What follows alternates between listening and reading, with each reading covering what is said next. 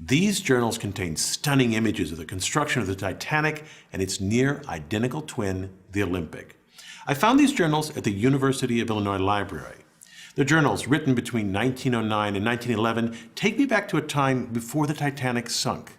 They give me a new perspective and let me appreciate the enormity of the scale of the engineering of the Olympic-class ships. So, let me share with you some fascinating details about the Titanic and its twins, the Olympic and Britannic. The story starts here in the Harland and Wolff shipyard in Belfast, Ireland.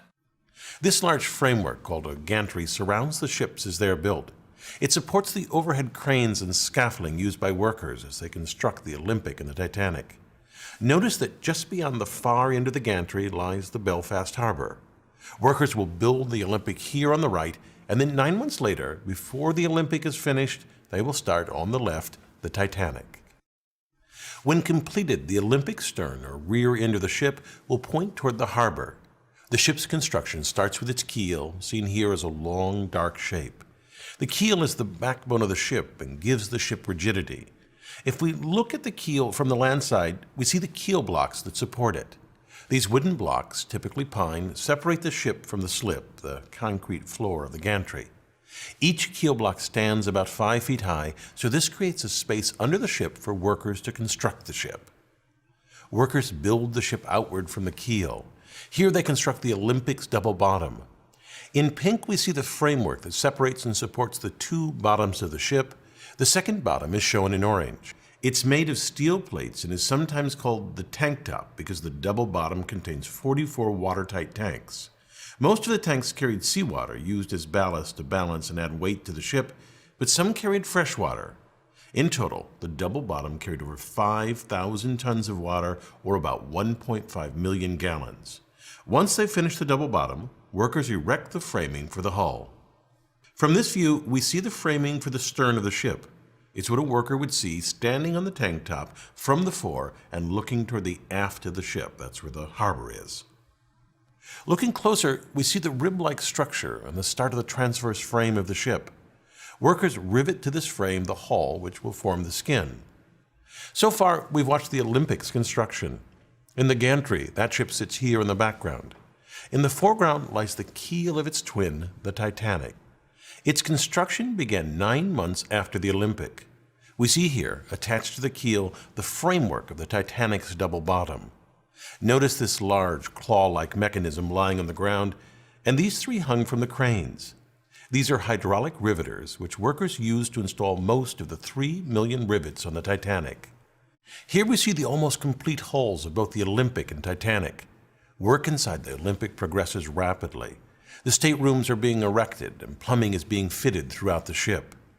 To prepare for the Olympic's launch, workers paint the ship a light gray so it will stand out in black and white photographs, although they repainted the ship black soon after its launch so that it matched previous White Star liners.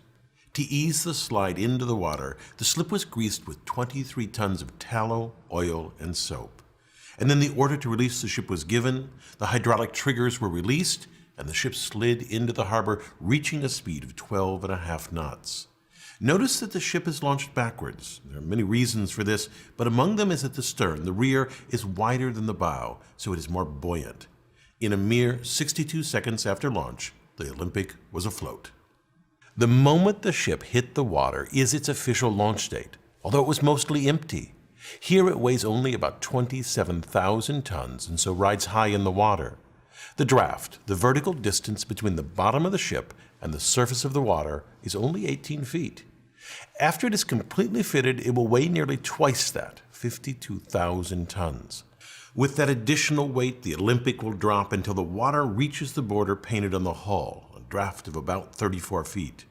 The Olympic cannot move by itself, and so a tugboat tows it to the fitting out quay where a gigantic crane loads the ship. Here the crane lifts aboard a cylindrical boiler. The final fitting, including attaching the propellers, is done in dry dock. And then, once everything is in place, the Olympic is ready for the sea. 7 months after this launch, the Titanic was launched.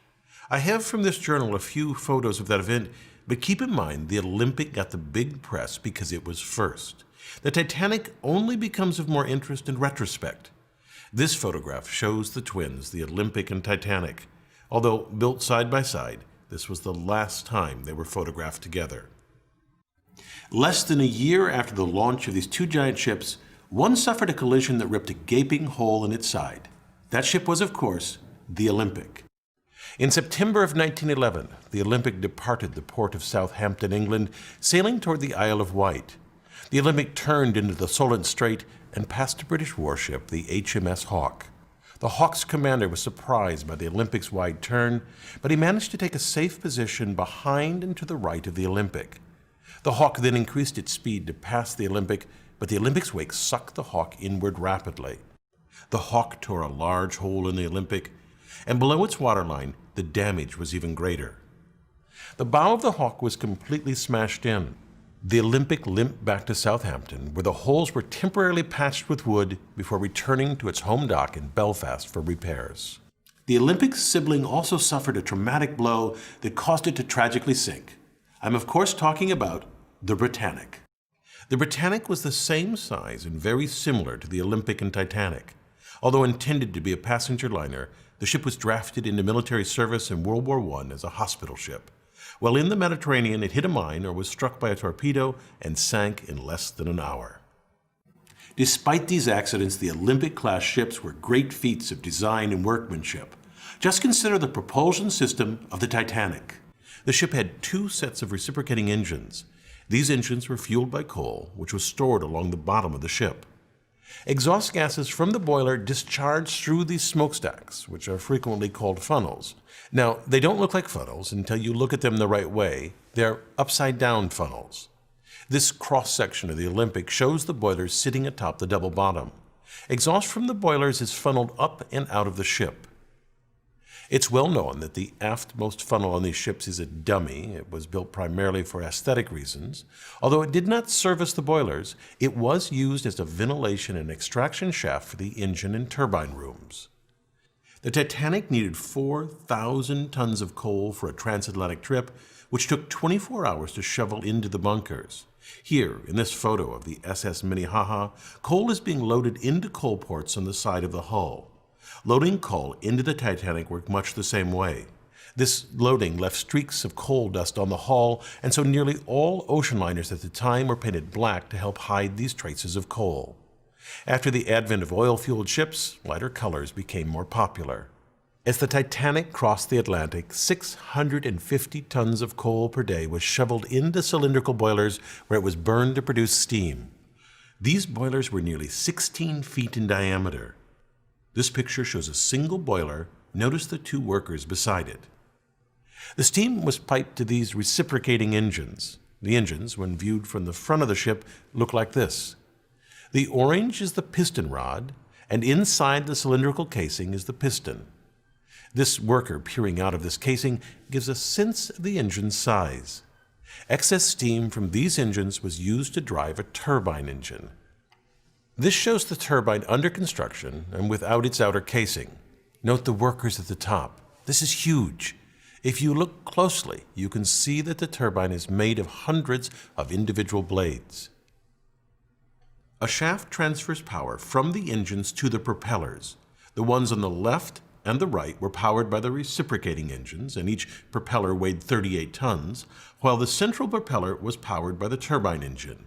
It was cast as a single piece of manganese bronze and weighed 22 tons. The outer propellers were used for tight navigation of harbors, while the central propeller was used only in open seas. Also, unlike the others, the central propeller could not be driven in reverse, only forward. Even with this powerful propulsion system, the Olympic-class ships were not the fastest at the time, which was intentional. The White Star Line decided to focus on comfort and luxury over speed. It's clear that the lavishly decorated rooms on the Olympic and Titanic certainly made the passage more enjoyable, but there were some hidden design choices that made these ships the pinnacle of comfort for all classes of service. The ships were steered using these helical gears. Each ship had two sets of both the spur gears and the beveled gears. These massive gears are nearly 6 feet across, made of solid steel, and each weigh thousands of pounds. Notice the herringbone pattern on the teeth. This pattern allowed a tight engagement of the teeth and resulted in reduced vibration transmitted to the rest of the ship. Altogether, the gearing on the Titanic weighed about 7.5 tons. This very large structural piece is called the boss arms. These arms held the shafts of the outer propellers in place, and because of their size and strength, they reinforce the hull, which reduces panting. Panting occurs when variations in water pressure, say the crest versus the trough of the wave, flex the hull inward and outward. Less flexing results in less vibration felt by the passengers. These boss arms, also called shaft brackets, were fitted 20 feet apart at the very aft of the ship. While the Titanic and Britannic both had tragically short careers, the Olympic triumphed. In its lifetime, it made over 500 transatlantic journeys, carrying over 400,000 passengers and sailing 1.5 million miles. It even spent 4 years as a U.S.-Canadian troop transport during World War I, earning the nickname Old Reliable. After 24 years of service, the ship was decommissioned and scrapped for parts. The Olympic-class ships were absolute marvels of engineering. I hope it's for their revolutionary design rather than their failures that they're remembered. I'm Bill Hammack, the Engineer Guy.